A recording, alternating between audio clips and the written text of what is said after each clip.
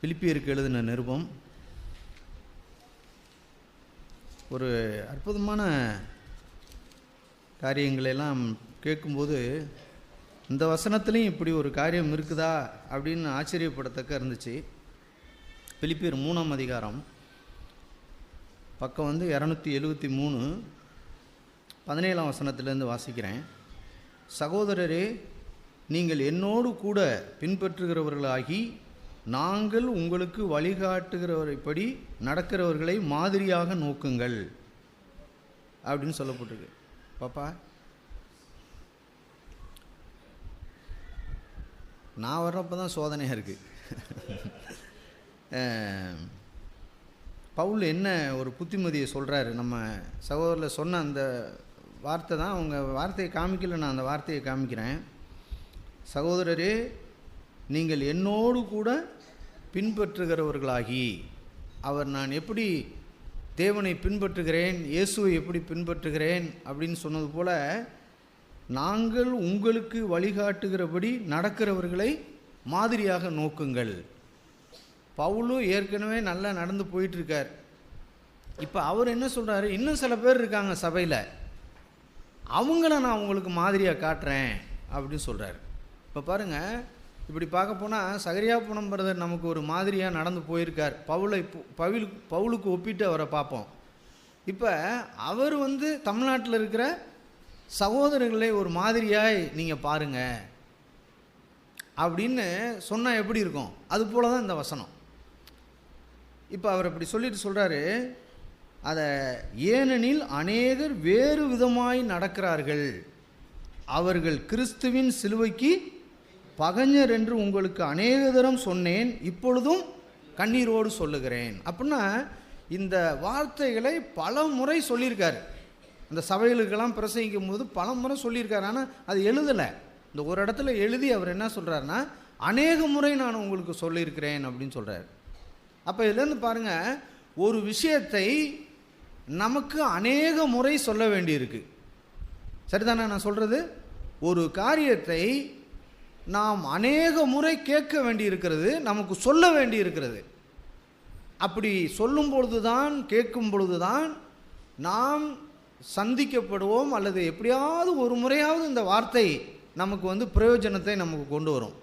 அப்போ அவர் கண்ணீரோடு சொல்கிறாராம். அதை சொல்லும்போது சொன்னாங்க என்னென்னா, ஒரு மனிதன் தவறிட்டான், அவன் கிறிஸ்துவின் சிலுவைக்கு பகைஞனாக போயிட்டான் அப்படின்னு உதாசீனப்படுத்தாமல் அவனுக்காக கண்ணீர் வடிச்சிருக்காரு பாருங்கள். அதுதான் இந்த ஹைலைட்டான வார்த்தை. இப்போ நம்ம பாருங்கள், நம்மளை யோசித்து பார்ப்போம். நம்ம சபையில் அப்படி யாராவது ஒருத்தர் பின்மாற்றம் அடையும் போது, அல்லது அவர்கள் கிறிஸ்துவின் சிலுவைக்கு பகைஞராக இருக்கும்போது நாம் இப்படி பவுலை போல கண்ணீர் வடித்திருக்கிறோமா அப்படிங்கிறதான் கேள்வி. அல்ல, அதற்கு பதிலாக நாம் அவர்களை குறித்து இன்னும் கூடுதலான குறைகளை சொல்லி கூடுதலாய் நாம் பாவத்தை சம்பாதித்திருக்கிறோமா? யோசிச்சு பாருங்கள். உண்மையாகவே இந்த பவுலுடைய ஆவி என்னிடத்துல இல்லை, நம்ம இடத்துல இல்லை அப்படிங்கிறத நான் உணர்ந்தேன்.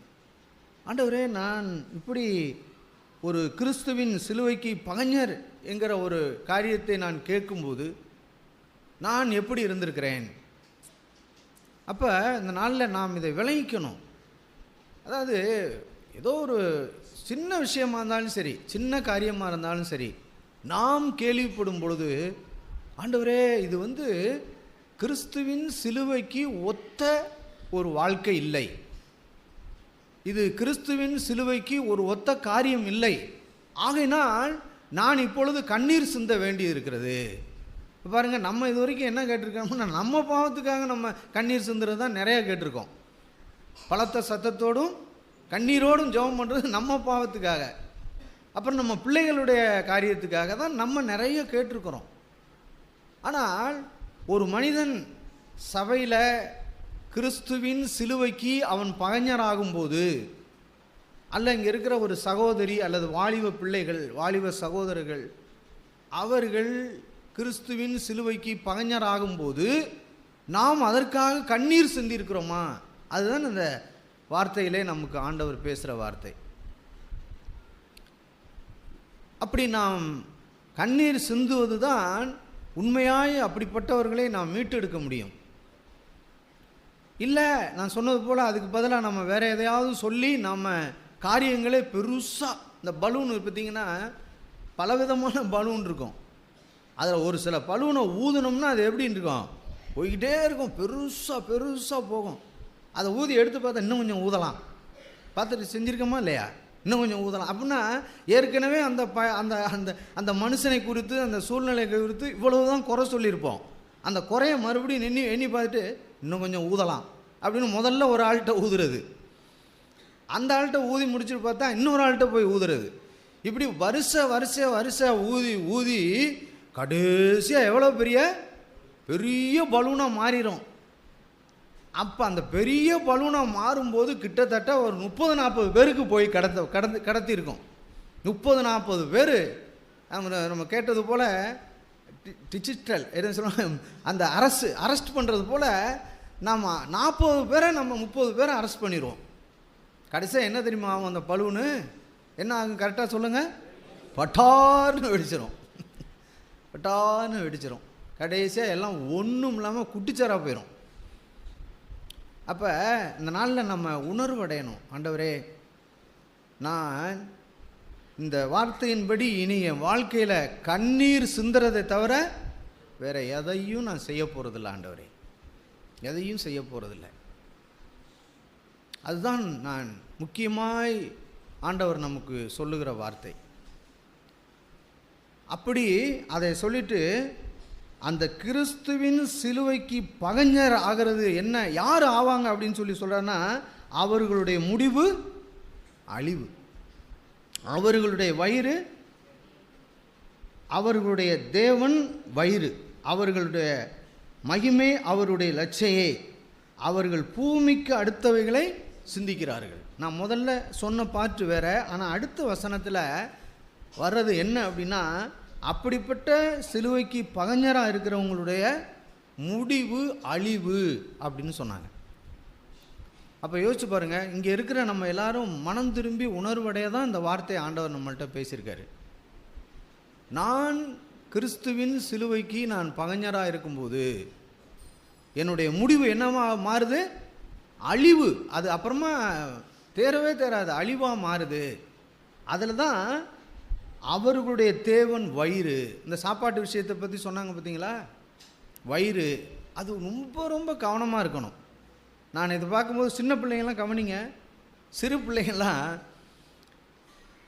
நீங்கள் சில பிள்ளைங்க சில வீட்டில் ஒழுங்காக சாப்பிடாதுங்க, எல்லாம் மல்லு கட்டி சாப்பிட வைக்க வேண்டியிருக்கும். சில வீட்டில் பார்த்தீங்கன்னா படுமே சாப்பிட்ற பிள்ளைங்க இருப்பாங்க. அது மாதிரி சாப்பாடு கொடுக்கக்கூடாது, ஒரு அளவாக கரெக்டாக கொடுக்கணும். அப்புறம் இன்னொன்று என்ன அப்படின்னா, ஒரு புத்திமதி, வேலை செய்கிற நீங்கள் கடுமையாக வேலை செய்வீங்க, அதுக்காக இந்த வசனத்தை பார்த்துட்டு எப்பா பாதி சாப்பாடு தான் சாப்பிட்ணும் அப்படின்னா, ஒரு 6 மாதத்துக்கு அப்படி பாதி சாப்பாடு சாப்பிட்டீங்கன்னா அப்புறம் உள்ள தெம்பும் போயிடும்.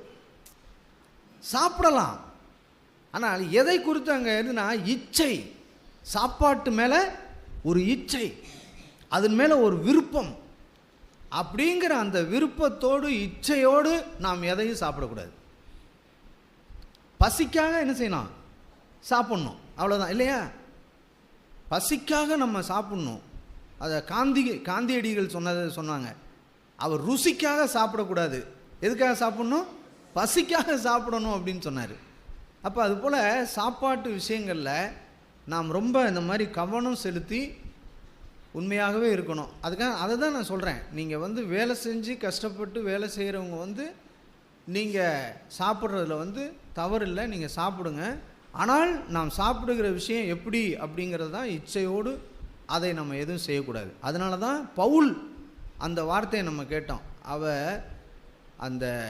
அவர் தன்னை ஒடுக்கி கீழ்ப்படுத்தினார் அப்படிங்கிறது, அதுதான் முக்கியமான காரியம்.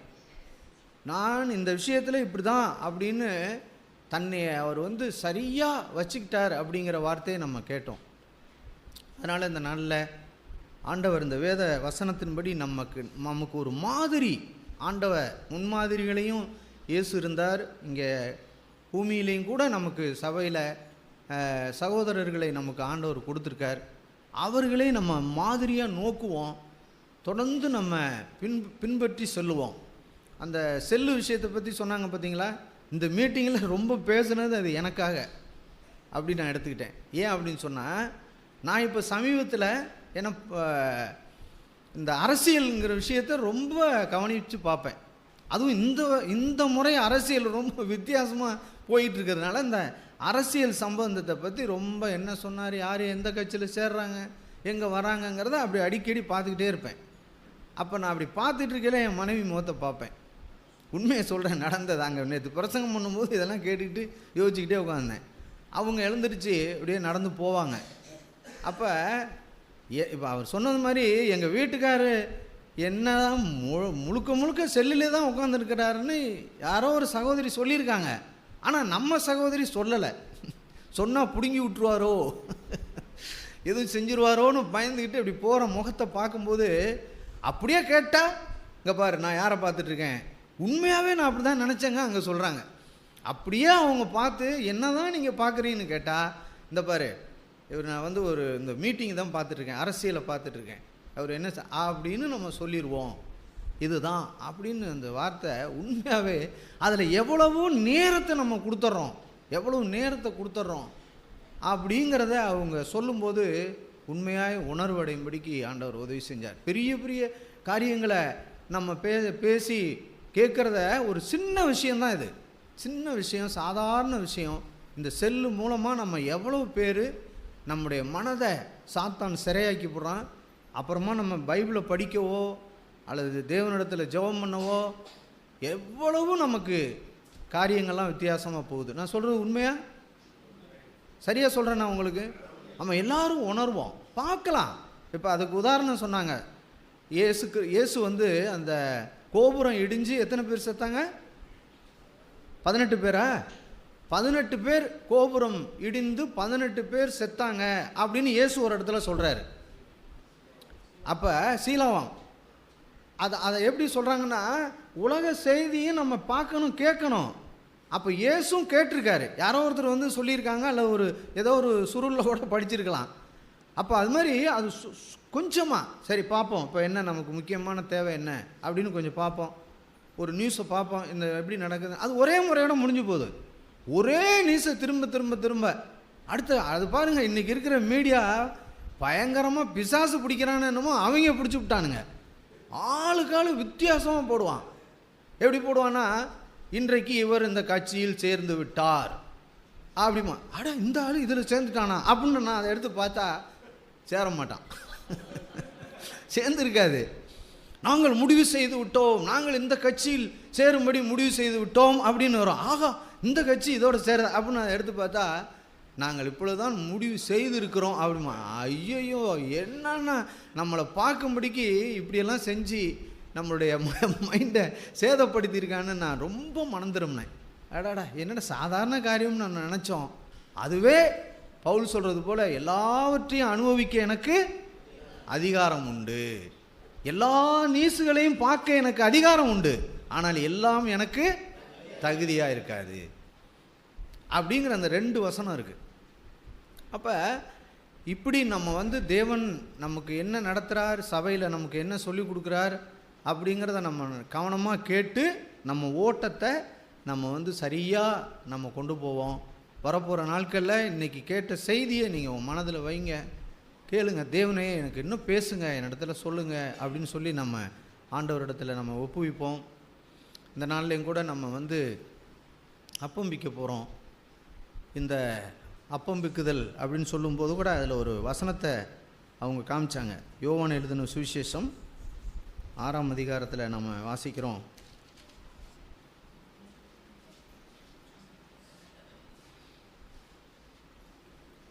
ஆறாம் அதிகாரத்தில் அதை பார்க்குறத காட்டிலும் இன்னொரு சங்கீதம்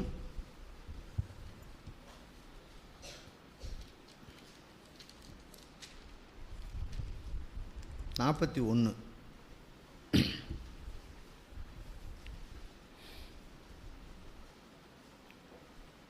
சங்கீதம் 41ல் அந்த யோவான் சுவிசேஷத்தில் ஆண்டவர் சொன்னது போல்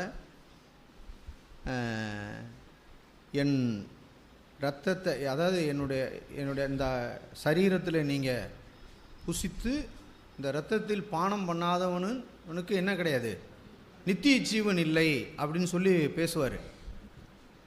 அப்படி சொல்லிக்கிட்டு வரையில் தான் கொஞ்சம் கொஞ்சமாக அங்கே இருந்த சீசர்கள்லாம் என்ன ஆகிட்டாங்க, குறைஞ்சிக்கிட்டே வந்துட்டாங்க. முதல்ல எவ்வளோ பேர் இருந்திருப்பாங்கன்னு தெரியல, அதில் ஒரு கூட்டம் போயிட்டாங்க. அப்புறமா கொஞ்ச நேரம் கழித்து இன்னொரு 60 பேருக்கு மேலே போயிடுறாங்க. கடைசியாக இயேசுவிட்டத்துலேருந்து எத்தனை பேர், 12 பேர் இருக்காங்க. எல்லாரும் போயிட்டாங்க.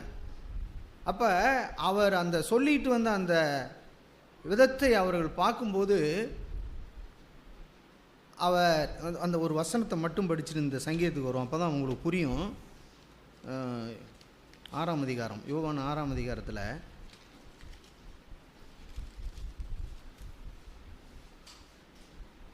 அவர் சொல்கிறாரு 54ல், என் மாம்சத்தை புசித்து என் இரத்தத்தை பானம் பண்ணுகிறவனுக்கு நித்திய ஜீவன் உண்டு, நான் அவனை கடைசி நாளில் எழுப்புவேன் அப்படின்னு சொல்கிறாரு. 56ல், என் மாம்சத்தை புசித்து என் இரத்தத்தை பானம் பண்ணுகிறவன் என்னிலே நிலைத்திருக்கிறான், நானும் அவனிலே நிலைத்திருக்கிறேன் அப்படின்னு சொல்கிறார்.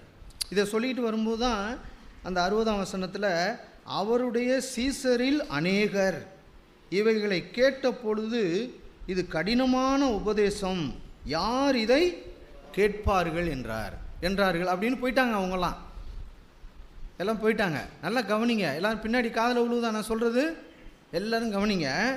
இங்கே இந்த 57ஆம் வசனத்தில் என்ன சொல்கிறாரு அப்படின்னு சொன்னால், 56ல், என் மாம்சத்தை புசித்து என் இரத்தத்தை பானம் பண்ணுகிறவன் என்னிலே நிலைத்து இருக்கிறான், அப்புறம் நானும் அவனில் நிலைத்து இருக்கிறேன்.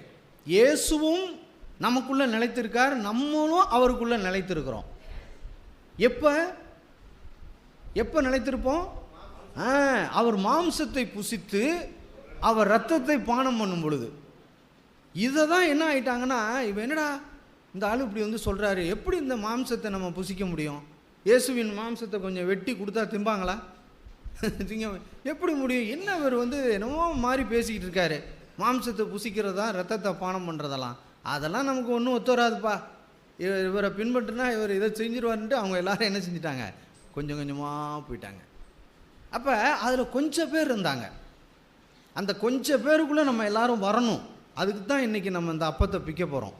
இந்த கொஞ்சம் பேர் அதுக்குள்ளே வரணும்.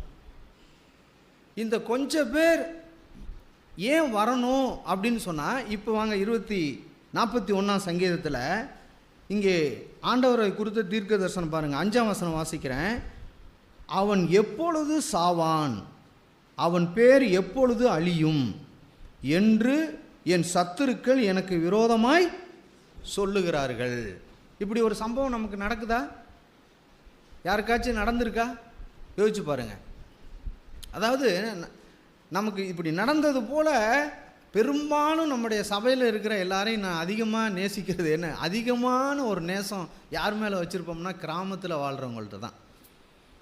இப்போ பாருங்கள், நாங்கள் குடியிருக்கிற இடத்துல ஒரு பிரச்சனையும் கிடையாது, எந்த பிரச்சனையும் இல்லை, அங்கே அவங்க சாட்டு போயிட்டுருக்காங்க. இந்த முதல்ல குடியிருந்த இடத்துலையும் அப்படி தான்.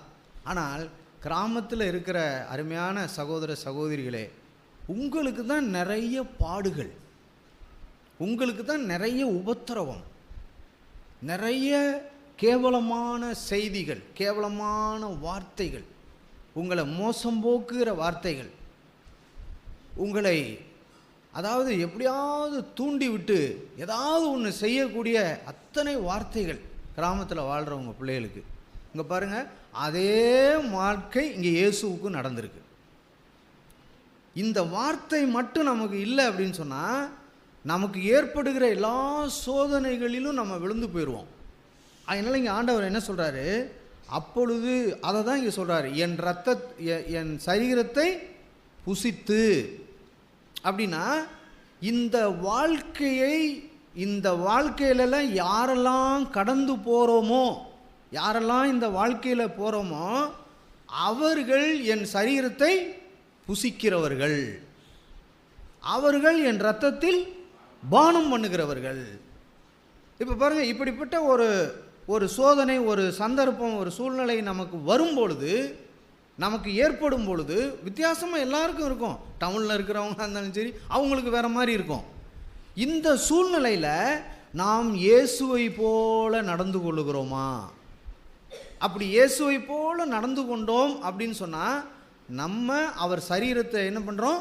புசிக்கிறோம்னு அர்த்தம். அடுத்த வசனம் பாருங்க. ஒருவன் என்னை பார்க்க வந்தால் வஞ்சனையாய் பேசுகிறான். அப்படித்தானே இருக்கு. அவன் தன் இருதயத்திலே அக்கிரமத்தை சேகரித்து கொண்டு தெருவிலே போய் அதை தூற்றுகிறான். இப்போ நல்லா கவனித்து பாருங்கள், இயேசுனுடைய வாழ்க்கையில் நடந்தது போல் நம்ம வாழ்க்கையில் அவருக்கு 100% நடந்துருந்தால் நமக்கு ஒரு 10வது நடக்கும். என்ன நடக்கும்? 10வது நமக்கு நடக்கும். இப்போ அது போலவே நம்ம ப்ரைவேட் லைஃப்பில், அதாவது கர்த்தரை அறியாத ஜனங்களிடத்திலிருந்து நமக்கு இப்படிப்பட்ட சில சூழ்நிலைகள் நடக்கலாம். ஆனால் அதே நேரம் சபைக்கு நான் இதை ஒத்து பார்த்தேன். சபைக்கு இன்றைக்கி நம்ம கேட்டது போல் 12 சீசர்கள் இயேசுக்கு இருந்தாங்க. அந்த 12 பேர் இயேசுவினிடத்தில் வரும் பொழுது 11 பேர் நேர்மையாக நடந்துக்கிட்டாங்க இயேசுவினிடத்தில். நீங்கள் படித்து பார்த்தீங்கன்னா தெரியும். இயேசுவினிடத்தில் சீசர்கள்லாம் நேர்மையாக, நம்ம கேட்டோம்ல, அப்படியே பேதுருக்கு ஒரு சைகை காட்டினான் அப்படின்னு அப்படி இருக்கும். யோசிச்சு பாருங்கள். அப்படின்னு கண்ணடிச்சு எப்படி அது மாதிரி செஞ்சுருக்கோமா? இல்லை, நானும் நிறையா செஞ்சுருக்கேன். 2 பேர் பேசிகிட்டு இருக்கையில் அப்படின்ட்டுருக்கேன். ஏன்னா இப்போ தான் சமீபத்தில் அப்படி இந்த ஜேசிபி அடிக்கிறதுக்கு ஒருத்தர் ஜேசிபிக்காரே எங்களுக்கு ஒரு வேலை நடந்துக்கிட்டு இருக்கு, அந்த வேலைக்கு அவர் எப்படி பணம் கொடுத்தேன்னு சொன்னாரோ அதை வேகமாக சொல்லிகிட்டு இருக்காரு. கண்ணடிச்சு சொல்கிறேன், போங்கயாரும் போக மாட்டேன் எல்லாத்தையும் சொல்லிவிட்டு போயிட்டார். அது மாதிரி ஒரு சைகை, அதுபோல் ஒரு சைகை காட்டி இயேசுவினிடத்தில் தாராளமாக விடுதலையாக நேர்மையாக பேசி அந்த காரியங்களை நடப்பிச்சாங்க. அதில் ஒருத்தன் மாத்திரம் என்ன செய்கிறான் அப்படின்னு சொன்னால், என்னை பார்க்க வந்தால் வஞ்சனையாய் பேசுகிறான். அப்படின்னா அந்த வஞ்சனையாய் பேசுகிற விஷயத்தில் ஒன்றுமே தெரியாது, சில நேரத்தில் ஒன்றும் தெரியாது, நம்ம நம்பிடுவோம். அதுக்காக தான் வஞ்சனையாய் பேசுகிறேன்னு எழுதியிருக்கு. ஆனால் என்ன எழுதியிருக்குன்னா, அவன் இருதயத்தில் அக்கிரம சிந்தையை சேகரித்து கொண்டு. இப்போ சபையில் இருக்கிற நம்ம கூட பார்த்தீங்கன்னா சகோதரிகள்லாம் இதில் ரொம்ப கவனமாக இருக்கணும். நீங்கள் யாரையாவது குறித்து ஒரு செய்தி உங்கள் இருதயத்துக்கு வரும்பொழுது, சகோதரர்கள் இருதயத்துக்கு வரும்பொழுது, ஒரு குடும்பத்தை குறித்து அல்லது குடும்பத்தில் உள்ள யாரோ ஒரு நபரை குறித்து பின்னாடி காதில் விழுவுதா? கவனமாக கேட்கணும். எட்டி இருக்கிறவங்க கவனமாக கேளுங்க.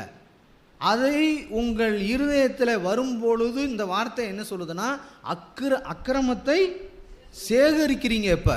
இப்போ நீங்கள் அக்கிரமத்தை சேகரித்து உங்கள் இருதயத்தில் அப்படியே இருக்குது. இப்போ இந்த அக்கிரமத்தை என்ன பண்ணுறீங்க அப்படின்னா, சேர்த்து கொண்டு மற்றவரிடத்தில் இதை போய் சொல்லுகிறீர்கள், மற்றவரிடத்தில் இதை சொல்லி திரிகிறீர்கள். இவங்க இந்த சரீரத்தை என்ன செய்கிறது கிடையாது, புசிக்கிறது கிடையாது. இந்த இரத்தத்தை அவர்கள் பானம் பண்ணுகிறவர்களும் கிடையாது. அப்போ நம்ம இருதயத்தில் எதையாவது குறித்து, யாரையாவது ஒரு குறித்து நமக்கு ஒரு தவறான செய்தி நமக்கு வரும் பொழுது, நாம் அதை சேகரித்து மற்றவர்களிடத்திலே நாம் போய் சொல்லக்கூடியவர்களாக இருந்தோம் அப்படின்னா, நாம் யூதாஸோடைய ஸ்பிரிட் உடையவர்களாக நம்ம சபையில் இருக்கிறோன்னு அர்த்தம். அதனால தான் தம்பி கடைசியை பேசும்போது சொன்னார், அந்த மாதிரி ஒரு ஸ்பிரிட்டு யூதாஸை போல நம்ம யாருமே இருந்துடவே கூடாது, யாருமே இருந்துடக்கூடாது. அப்போ அடுத்த வசனம் பாருங்க. என் பகைஞர் எல்லாரும் என் மேல் ஏகமாய் முணுமுணுத்து எனக்கு விரோதமாய் இருந்து எனக்கு பொல்லாங்கு நினைத்து. அப்போ நம்முடைய இருதயம், நம்முடைய காரியங்கள் எல்லாம் எப்படி மாறி போகுது பாருங்க. அப்போ இயேசுவுக்கு விரோதமாக அப்படி மாறிச்சு இந்த இருதயமெல்லாம். அதே போல தான் நமக்கு விரோதமாய் நாம் வாழுகிற பகுதியில், நாம் வாழுகிற எல்லா இடங்களிலும் இப்படி தான் வரும். இதன் ஊடாய் நீங்கள் கடந்து போகும்போது நீங்கள் இயேசுவின் சரீரத்தை புசித்து கொண்டிருக்கிறீர்கள். இங்கே வர மாதத்தில் ஒரு நாள் கொடுக்கறது கிடையாது. இது பெருசு இல்லை. இது ஏதோ நம்ம ஒரு இது செய்கிறோம். ஆனால் தினமும் நாம் அவருடைய சரீரத்தை நாம் என்ன பண்ணிகிட்டு இருக்கோம்? புசித்து கொண்டு இருக்கிறோம். நீங்கள் ஒரு இடத்துல பொறுமையாய் போகும்போது, உங்களை குறித்து அவதூறாய் பேசும்போது, உங்களை குறித்து காரியம் வித்தியாசமாய் பேசும்போது, சம்பவம் நடக்கும்போது நாம் பொறுமையாய் போனோம் என்று சொன்னால் அந்த சரீரத்தை நம்ம என்ன பண்ணுறோம்? புசிக்கிறோம். மனத்தாழ்மையாய் சாந்தமாய் நாம் போவோம் என்று சொன்னால் அந்த சரீரத்தை நாம் புசிக்கிறோம். இந்த சத்தியத்தை தான் இயேசு அந்த யோவான் 6ஆம் அதிகாரத்தில் பேசினார். ஆனால் அவங்களுக்கெல்லாம் அது புரியலை. யார்ப்பா இதை புசிப்பாங்க அப்படின்னு சொல்லிட்டு போயிட்டாங்க. ஆனால் நமக்கோ தேவன் அந்த வசனத்தில் ஒரு வெளிப்பாட்டை கொடுக்குறாரு. இதுதான் வாழ்க்கை. அப்போ இதை நாம் அறியும் பொழுது உண்மையாகவே நாம் நம்முடைய வாழ்க்கையை ஆண்டவருக்கு அர்ப்பணிப்போம். அது மாத்திரம் இல்லை, வெளியில் நமக்கு நடக்கிறதெல்லாம் அது நமக்கு மறைந்து போகும். ஆனால் சபைக்குள்ளே நாம் ஜாக்கிரதையாக இருக்கணும். சபைக்குள்ளே இருக்கிற சகோதர சகோதரிகள் மிக மிக ஜாக்கிரதையாக இருக்கணும். ஒருபோதும் மற்றவர்களுடைய அந்த தவறான வார்த்தைகள் நம்முடைய இருதயத்தில் நம்ம சேகரிக்கவே கூடாது, இருக்கவே கூடாது. அதை தூக்கி எறியட்டும். இல்லை அப்படின்னு சொன்னால், அதை சேகரிச்சிட்டீங்க அப்படின்னு சொன்னால் நீங்கள் மற்றவர்களிடத்தில் சொல்லாமல் உங்களால் இருக்கவே முடியாது.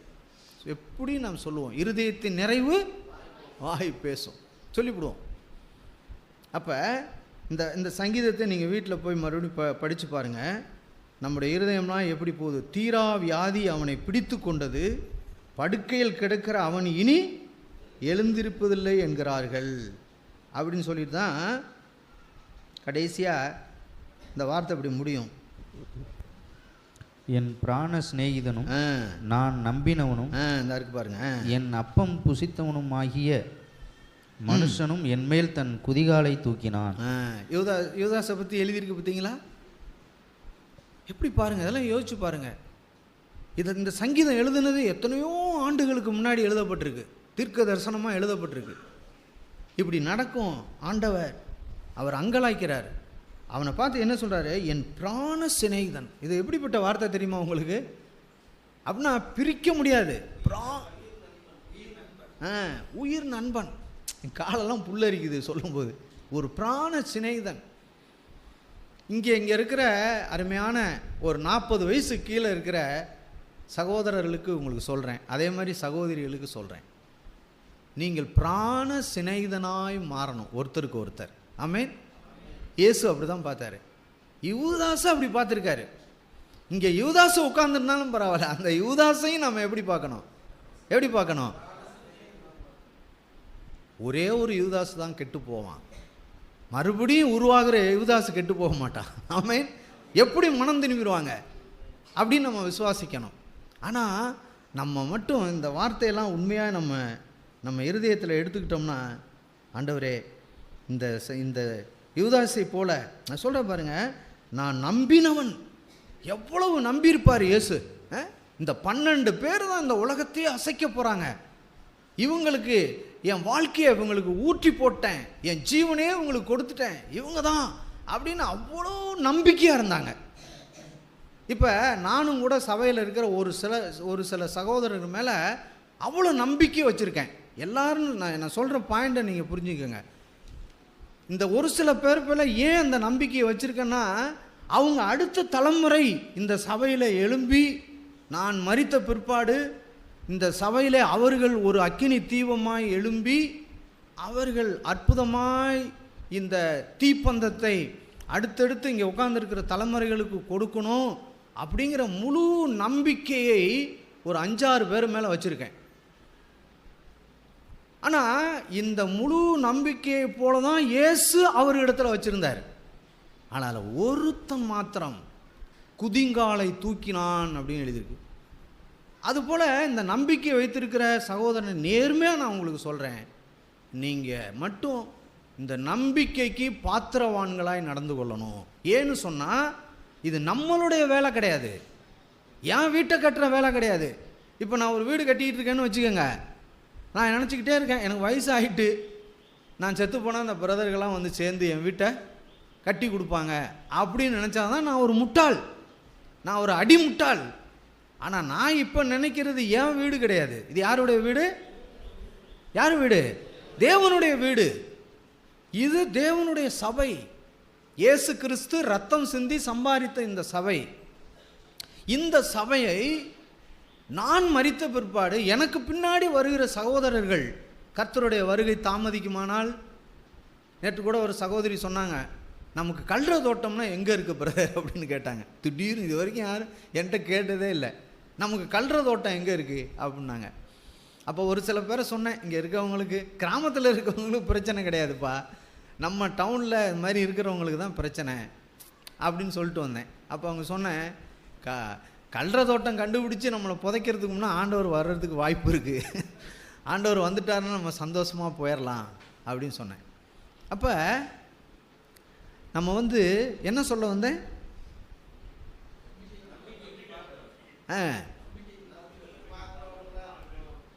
ஆமாம், நம் நம்பிக்கைக்கு பாத்திரவான்களாக நீங்கள் நடக்கணும். அதுதான் முக்கியம். அதை தான் இயேசு நம்பி இருந்தார், இந்த 12 பேர். ஆனால் வேதம் சொல்லுது, இவன் போயிட்டு போகிறான் விடுங்க, இந்த 11 பேரும் உலகத்தையே கலக்கிட்டாங்க. இன்றைக்கி நம்மளாம் இருக்கோம் அப்படின்னா அவங்க தான். நம்ம சென்னைக்கு யார் வந்தார்? தோமா வந்தார். தமிழ்நாட்டுக்கு தோமா வந்தார். அவர் இங்கே ரத்தம் சிந்தினார். அதனால தான் பாருங்கள், எல்லா மாவட்டத்தை இதை காட்டிலும், மாநிலங்களை காட்டிலும் மதுரை, இது சென்னையில் தான் அதிகமான பேர் ரட்சிக்கப்பட்டிருக்காங்க. சபை மூளை முடுக்கெல்லாம் இருக்குது சென்னையில். அங்கே தேவன் ஒரு மனுஷனை இரத்த சாட்சியாய் மரிக்க வைத்தார். ஆகையினால் அங்கே அநேகர் ஆண்டவருக்காக எழும்பி, பெரிய பெரிய அதிகாரிகள், பெரிய பெரிய மனுஷர்களை தேவன் சந்தித்து சபையில் வைத்திருக்கிறார். அப்போ அதே போல் நீங்களும் நானும் இருக்கணும். இங்கே இருக்கிற சகோதரர்கள் இருக்கணும், சகோதரிகள் அது போல் இருக்கணும், வாலிப சகோதரிகள் அது போல் இருக்கணும். ஆண்டவரே, நான் அடுத்த ஒரு தலைமுறை, எனக்கு உங்களுக்கு பாருங்கள், உங்களுக்கு முன்னாடி ஒரு தலைமுறை உட்காந்துருக்கு, அதே மாதிரி உங்களுக்கு முன்னாடி ஒரு தலைமுறை உட்காந்துருக்கு. நீங்கள் இந்த தலைமுறைக்கு நீங்கள் எழும்பி அவர்களை கர்த்தருக்குள் நடத்தி அவங்கள கொண்டு போகணும். அதுதான் முக்கியமான விஷயம். அப்போ யாராவது ஒருவர் இங்கே இந்த இப்படிப்பட்ட நம்பிக்கை உள்ள ஒரு சகோதரன் தன் வாழ்க்கையில் ஏதோ ஒரு வித்தியாசமாக நடக்கிறாருன்னா, உண்மையிலே என் இருதயத்தில் அவ்வளவு பாரத்தை நான் கொண்டிருக்கிறேன், அவ்வளவு ஆண்டவரே இந்த சகோதரர்கள் எழும்பணும் அப்படின்னு ஒரு பாரம் நமக்கு ஆண்டவர் கொடுத்துருக்கிறார். அதனால் வரப்போகிற நாட்களில் இந்த வசனங்களெல்லாம் நீங்கள் ஞாபகம் வச்சுங்க. சங்கீதம் 41 வீட்டில் போய் படித்து பாருங்கள். நம்ம வாழ்க்கையில் இப்படி நடக்கிற போலவே நம்ம இயேசுவுக்கு நடந்திருக்கு. நீங்கள் ஒவ்வொரு நாளும் நாம் இதை வாழ்க்கையில் அனுபவிக்கணும். தேவன் நம்மை ஆசீர்வதிப்பாராக.